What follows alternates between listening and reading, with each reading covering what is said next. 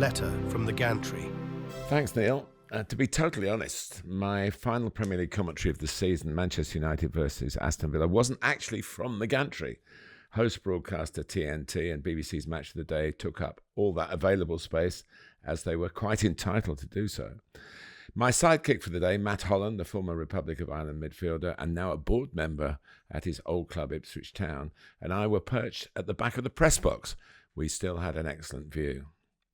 It was my first visit to Old Trafford since Sky Sports parted company with me 2 years ago, and it has coincided with a turbulent time for the club.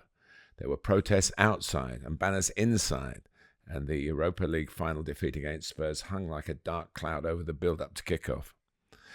However, the main focus of the coverage was not about United, though they could elevate themselves from 16th place to round off their worst season in many categories since that relegation campaign to the second tier in 1974.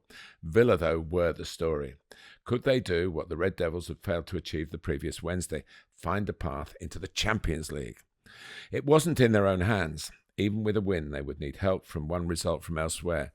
Newcastle at home to Everton, or Chelsea at Forest, and Manchester City at Fulham. The pre-match stats were a commentator's dream.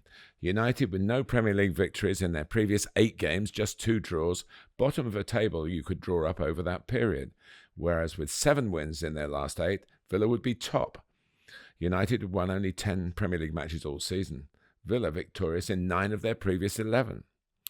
On the other hand, though, the visitors posted just 2 successes at Old Trafford in their previous 39 missions to Manchester United. In a 26-match sequence, when their final day fixture had been an away game, only 1 victory. History, shall we say, was far from on the side of Unai Emery's team. For both clubs, their previous match had been against Tottenham Hotspur, United in the Europa League final in Bilbao, and Villa on the Friday of the Premier League's long weekend of the penultimate round of fixtures. That had left a 9-day gap between that 2-0 win and their crucial game at Old Trafford. And I wondered during the match whether that was turning out to be a handicap rather than a restful bonus. The veteran broadcaster Seamus Malin, a good friend and devoted Villa fan, suggested beautifully that it took some of the starch out of their shirts. The shirts, incidentally, and the entire kit, a preview of the new away strip next season. The sharp look didn't herald a sharp performance. Villa were edging to maybe the sharp edge of Emery's tongue at the break. Emi Martinez had made several significant saves when, just before the interval, he was out of the game. Exposed by a bad back pass, he took out United's Rasmus Højlund, denying a goal-scoring opportunity. For a red card, the word obvious has to be included in the judgment.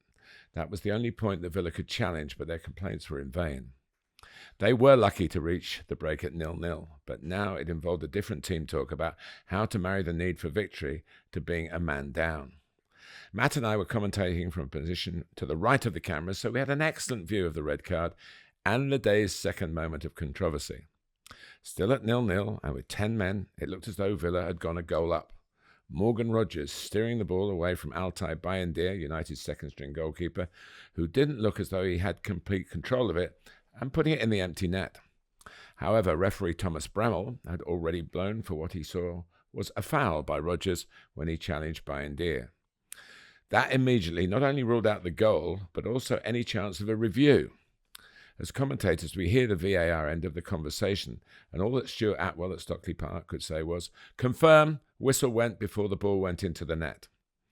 Now, there is no guarantee that had the referee delayed his intervention that he would have overturned his original decision, but I'm sure that he would have been sent to the screen for a second look. So Villa left furious again. And as it turned out, a 0-0 would have been enough to finish in 5th place and qualify for the Champions League because Newcastle were being beaten at home by Everton. But now, burning with a sense of injustice, Villa lost their focus. Amad Diallo converted a vintage Bruno Fernandes pass with a skillful header past Martinez's replacement, Robin Olsen. Amad is surely one of a small number of untouchables in United's current predicament, and there was still time for him to be brought down by Ian Madsen for a penalty, an unusual one when the ball was outside the area when the entanglement between the 2 players happened inside. Both among the players and in the stands was a loud call for Christian Eriksen, with almost his last kick of the ball as a Manchester United player, to step up. Room for a sentimental touch at the end of a harrowing season, and the conversion heralded one of the loudest cheers at the ground in the entire campaign. The big decisions went their way, but United played well. Villa were on the wrong end possibly of one verdict, but their display was more like that ineffective FA Cup semi-final than their buccaneering style in most of their matches. When their last day fury subsides, they will appreciate that, unlike United, they will be in Europe again next season. United, and even more so Spurs, have shown what is possible in the Europa League. Ruben Amorim has a poet's way with words, and in a second language too, and in a post-match address read perfectly the mood in the stadium. He was honest and optimistic, and very likeable. If his coaching is as good as his post-season performance on the Old Trafford public address system, United do have the right man for the job. Maybe the events in Bilbao were United's darkest hour and a half in fact.